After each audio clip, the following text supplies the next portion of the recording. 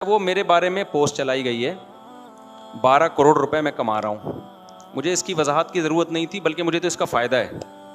फ़ायदे के दनादन रॉयल फैमिलियों के रिश्ते आ रहे हैं मेरे लिए। चलाने वाले ने तो झूठ बोला, ऐसा इसकी कोई हकीकत नहीं है 12 करोड़।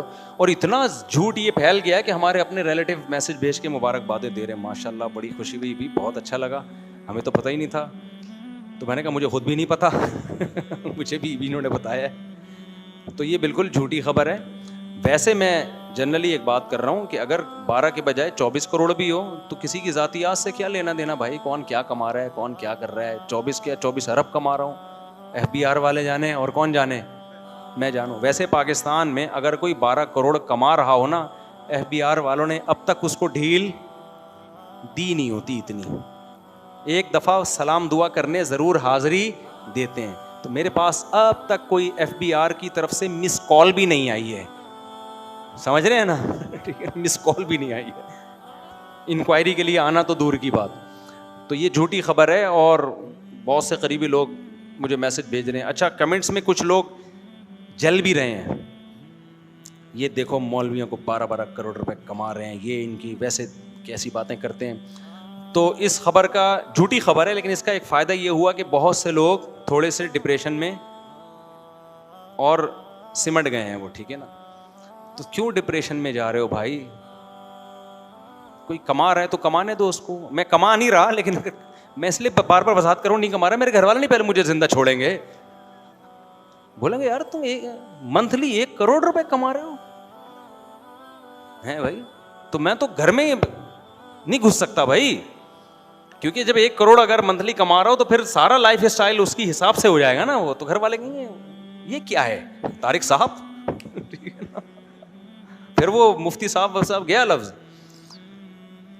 तो ये फेक खबर है, इसके साइड इफेक्ट का खतरा है, इसलिए मैं इसकी वजाहत कर रहा हूँ, क्योंकि मुझे साइड इफेक्ट का खतरा है। लोग आ जाएंगे मेरे पास पूछने के लिए, तो मिंबर पे बैठ के झूठ नहीं बोलता आदमी, तो अल्लाह की कसम नहीं कमा रहा ठीक है ना, ये झूठी खबर है। और अगर बिल फर्ज कमा भी रहा हूं तो आपको क्या जरूरत है पोस्ट चलाने की, ये इतना कमा रहा है, इतना कर रहा है, तो आपको क्या जरूरत है भाई फजूल किस्म की पोस्टें चलाने की, बिला वजह की लोगों को टेंशन दे रहे हो। जो मोहब्बत वाले हैं वो तो खुश हो रहे हैं, बहुत सारे हसद वाले। अच्छा, लोग नफ्सियात नहीं समझते यूट्यूबर्स की, कि उनको कोई ना कोई टॉपिक चाहिए होता है व्यूअर्स के लिए। तो अब लोग बेवकूफ़, मैं व्लॉग देखता हूँ ना लोगों के, सिर्फ कभी कभार तो हल्का फुल्का के सोसाइटी में हो क्या रहा है। व्लॉगर्स की अजीब दुनिया है यार। गाड़ी में बैठ रहे हैं, मैं जा रहा हूँ, मैं नानी के घर जा रहा हूँ। अबे तो तू नानी के जा रहा है तो हमें क्यों बता रहा है तू नानी के जा रहा है। देखो उसके पास फालतू टाइम है, आपके पास क्यों फालतू टाइम है कि आप पूरा उसका नानी के घर जा रहा हूँ, मेरी बेगम मेरे साथ है, हमें नानी ने बुलाया है, हम यहाँ कुल्फी खा रहे हैं बैठ के, नाना मेरे लिए। अब तो नाना नानी होते ही नहीं ना, शादियाँ इतनी देर से नाना बनने से पहले फौत हो जाते हैं। आज हम ससुराल गए थे, आज हम तरबूज खा रहे हैं, आज बेगम हमारी खीरा काट रही हैं, और मिलियंस व्यूअर्स हैं उनके यार। इसका मतलब इस कौम के पास फालतू टाइम ठीक ठाक है भाई। मैं भी व्लॉग बनाता हूं, अपनी मुर्गियां दिखाती हूं, उसमें एक मोटिवेशन होती है, खामखा के नहीं कि मैं जा रहा हूं, मैं वहां से आ रहा हूं। तो सारी दुनिया कहीं ना कहीं जाती है, सारी दुनिया कहीं ना कहीं से आती है। कोई व्लॉग बनाए, हम मना नहीं कर रहे, लेकिन कुछ सबक तो देना उसमें लोगों को, कोई लेसन तो हो। खाली लेसन दिखा रहे हैं तो इससे लेसन थोड़ी मिलेगा। तो व्लॉगर्स तो कर रहे हैं, उनको तो पैसा मिल रहा है, उनकी तो फिर भी कोई कह रहे हैं जब लोग देख रहे हैं, हम तरबूज खा रहे हैं, हम लोग देख के हमें पैसे मिल रहे हैं मोनेटाइजेशन के, उसको तो फिर भी मैं गलत इसलिए नहीं कहूंगा कि वो कह रहे हैं यार जब मुझे फ्री फुकड़ का पैसा आ रहा है तो ये इन बेवकूफ से पूछना मुझे देख क्यों रहे हैं सही है ना? देखो एक आदमी झोली यूं करके बैठा हो, लोग जा जाके पैसे डाल रहे हो, तो जो झोली यूं करके बैठा है मैं उसको थोड़ी मना करूंगा। वो कहेगा जब मुझे फ्री फोकट का मिल रहा है, मैं तो मांग भी नहीं रहा, मैं तो यूं करके बैठा हुआ, वो लोग खुद ही डाल के जा रहे हैं पैसा। तो जो डाल के जा रहे हैं पैसा उनसे पूछा जाएगा ना। तो व्लॉगर्स, बाज व्लॉगर्स, सारे नहीं, वो क्या कर रहे होते हैं, आज हमारी शादी, हम जा रहे हैं नानी के यहाँ जा रहे हैं या खाला के यहाँ जा रहे हैं, आज हम तरबूज काट रहे हैं, आज हम क्या कर रहे हैं, करेले पका रहे हैं। तो भाई तू जो मर्जी कर रहा है कर ले बैठ के, हमें क्यों बता रहा है। तो वो बज़बान हाल कहता है ये इन बेवकूफ़ से पूछो, ये मुझसे क्यों पूछ रहे हो। मिलियंस व्यूअर्स हैं, देख रहे हैं लोग उसको, फालतू टाइम। आज मेरे बच्चे कोई देख रहे थे, व्लॉग। मैंने बच्चों से पूछा क्या देख रहे हो यार तुम, 10 मिनट से तो मैं देख रहा हूं कि कोई ढंग की बात इस बंदे ने एक भी नहीं की है।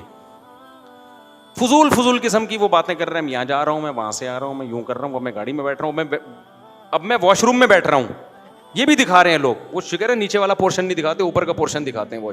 मैं वॉशरूम में बैठा हूं, यूं करके दिखा रहे हैं। लोग देख रहे हैं, मिलियंस मिलियंस व्यूअर्स होते हैं उस। तो व्लॉग अगर आपने बनाना है, मना नहीं है भाई, कोई ऐसी चीज का बनाओ जिसमें लोगों को कोई हिस्ट्री मालूम हो रही हो। अभी मैंने देसी घी का बनाया ना घर में, देसी घी का थोड़ा सा, मेरी तो नीयत भी नहीं थी व्लॉग बनाने की, मैं देसी घी वैसे ही बना रहा था, मैं तो बनाता हूं। और ये वॉशिंग मशीन नहीं है भाई, ये देखने में वॉशिंग मशीन है, इसमें कभी कपड़े नहीं धुलते। सही। तो पहले से प्लान नहीं था वो। तो मैंने कहा जब बनाए तो मैंने कहा चलो यार लोगों को भी बता दो कि देसी घी खाया करो। तो हमने क्या किया, वो बना दिया हाथ क्या, चलो यार ऐसी, इसको मैंने दिया, मैंने डाल दे भाई। थोड़ा लोगों को भी क्या हो कि कोई इतना टेंशन वाला काम नहीं है देसी घी बनाना।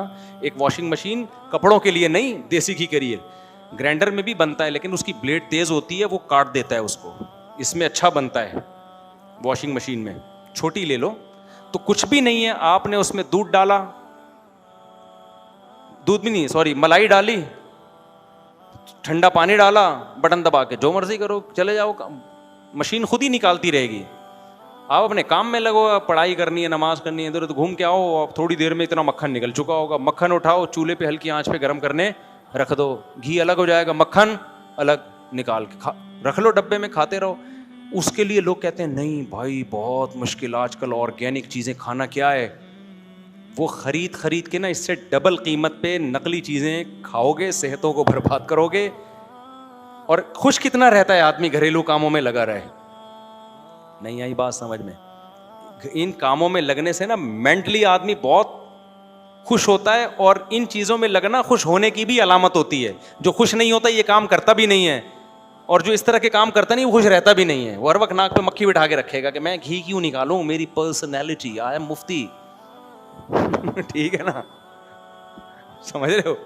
आज मैंने अपनी मुर्गी के नीचे अल्हम्दुलिल्लाह सुरखाब के अंडे रखे हैं, नया एक्सपीरियंस। मैं तो 20 व्लॉग बना सकता हूँ इस तरह के, लेकिन खुद सोच रहा होता हूँ, मुझे तकलीफ हो रही होती है ना यार, अंडे रखो निकलो यहाँ से। लेकिन ये इन व्लॉगों का तो फ़ायदा भी है ना, लोगों को मुर्गियाँ पालने की तरगीब होगी और गाय पालने की तरगीब होगी। तो ये तो यूरोप में तो इस पे गवर्नमेंट की तरफ से, मैं वहाँ गया उधर नॉर्वे में हमें बताया कि यहाँ गाय पालना बड़ा मुश्किल है मुफ्ती साहब। मैंने कहा क्यों? कहते हैं यहाँ आप गाय पालो ना, मर जाएगी तो आपको गवर्नमेंट को हिसाब देना पड़ेगा मरी क्यों। ठीक है ना, हालांकि इतना अरबपति मुल्क है, लेकिन जानवर पालने की इतनी तरगीब है उन कंट्रीज़ में कि जानवर पालो भी और उसकी हिफाजत भी आपके जिम्मे, गवर्नमेंट आपको सपोर्ट करती है।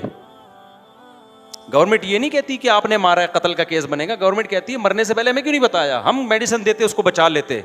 इतने ही कंट्रीज गाय भैंसों की हिफाजत कर रहे हैं और हम भूखे नंगे ठीक है ना,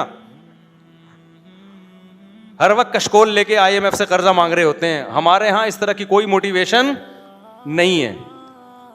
तो ये वो व्लॉग बनाएं आप जिसमें लोगों को कोई तरगीब मिल रही हो। ये मैं बैतुल खला में बैठा हुआ हूँ और मैं जनाब बैतुल खला से अब उठने का टाइम हो गया मेरा ठीक है, मैं सो रहा हूँ, मैं उठ गया हूँ। फजूल चीज़ें लोग भी देखे जा रहे हैं। मज़ेदार काम नहीं है ये, टाइम वेस्टिंग है। अल्लाह ताला समझने की वाली तो 12 करोड़ नहीं कमा रहा, खुलासा ये नहीं।